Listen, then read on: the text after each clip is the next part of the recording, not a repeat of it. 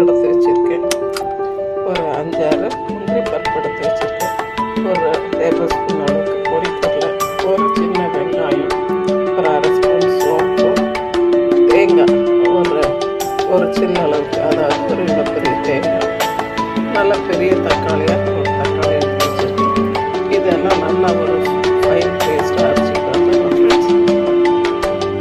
Friends. நான் இப்போ இந்த குக்கரில் பார்த்தீங்கன்னாக்கா கொஞ்சம் எண்ணெய் விட்டுருக்கேன். ஒரு 2 டேபிள்